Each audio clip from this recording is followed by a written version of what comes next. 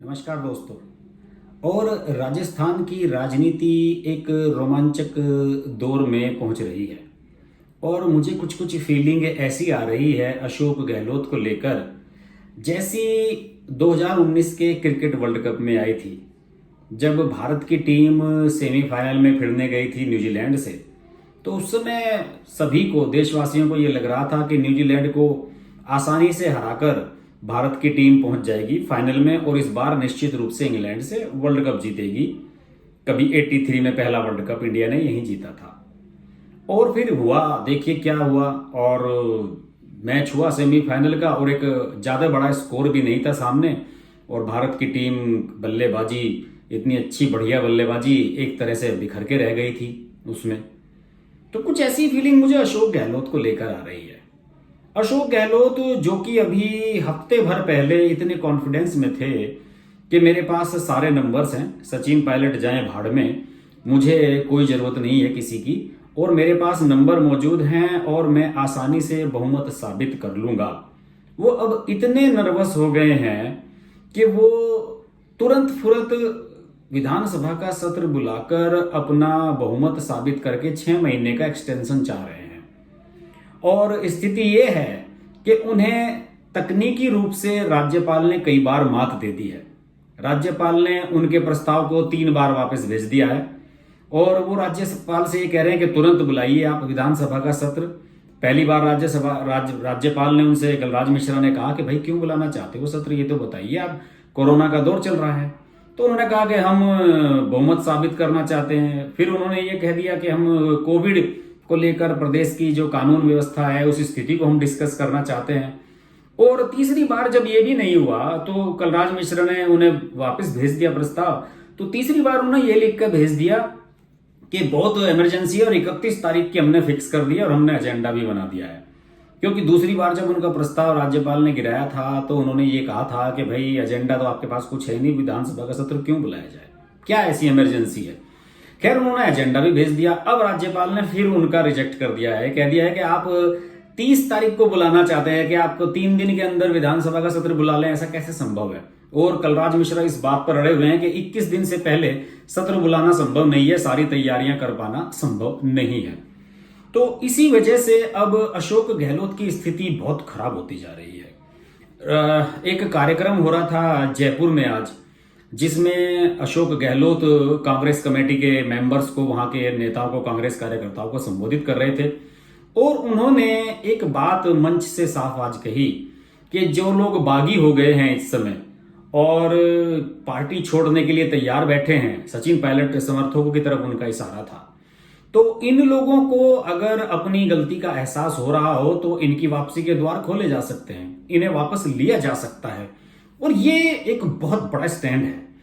अशोक गहलोत जो कि अब तक कॉन्फिडेंस में थे कि मैं सब कुछ कर लूंगा, उन्होंने हाईकमान को भी संतुष्ट कर लिया था कि भाई नहीं, सरकार मेरी बच रही है, और अब अचानक ही वो यू टर्न ले रहे हैं। यू टर्न, मुझे तो ऐसा लग रहा है कि वो यू टर्न मिलकर कहीं जीरो न बन जाए, गोल घूमकर, और वो चित ना हो जाए।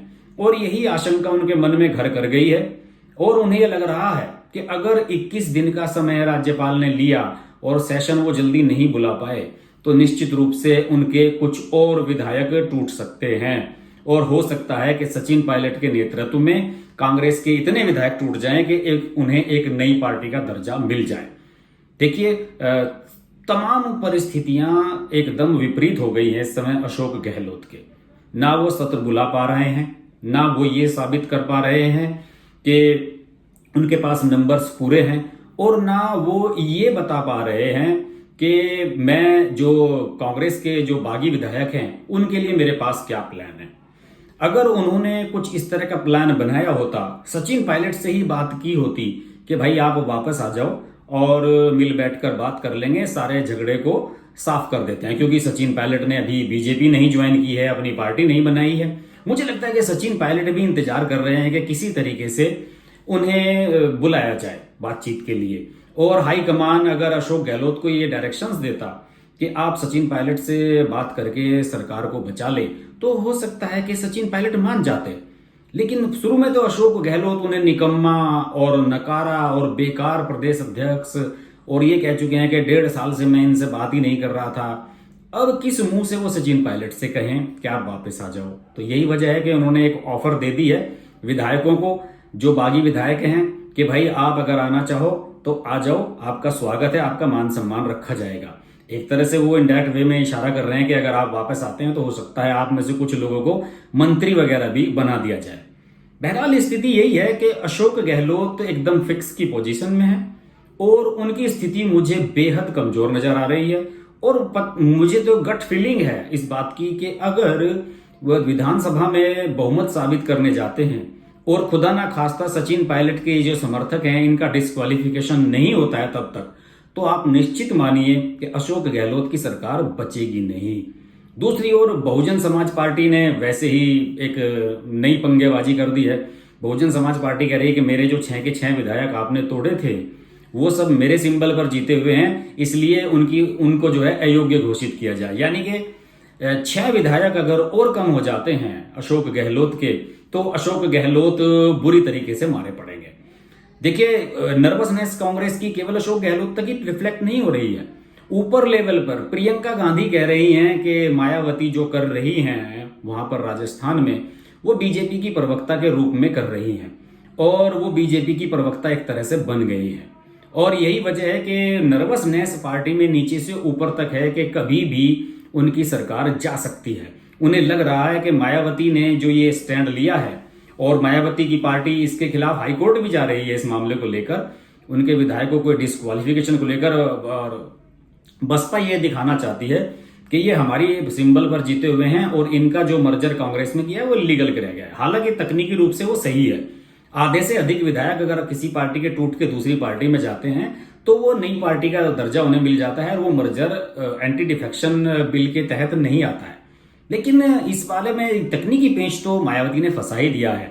इससे केस में डिले तो हो ही सकती है कि हो सकता है कि जब तक इन 6 विधायकों पर फैसला ना हो जाए तब तक विधानसभा का सत्र ना बुलाया जाए, हाईकोर्ट में मामला पेंडिंग हो जाए। तो अशोक गहलोत तो मुश्किल में पड़ गए हैं और यही वजह है कि अब वो सचिन पायलट को अप्रत्यक्ष रूप से ऑफर दे रहे हैं कि आप अपने विधायकों के साथ वापस आ जाएं और आपकी सारी बात मान ली जाएगी। ये एक दिलचस्प मोड़ है। राजस्थान की राजनीति पर हम बात करते रहेंगे, अपडेट के साथ आपके साथ मैं आता रहूंगा। देखते रहिए हर्ष की बात लाइव। नमस्कार। नमस्कार दोस्तों, मैं हूं रवीना टंडन और आप देख रहे हैं हर्ष की बात। हर्ष जी एक बहुत ही सीनियर और बहुत ही समझदार जर्नलिस्ट हैं एंड मेरे मित्र भी हैं।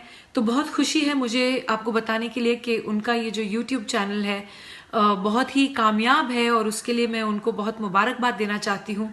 एंड एक चीज़ ज़रूर कहूँगी उनके लिए कि वो बहुत एक अच्छे इंसान भी हैं।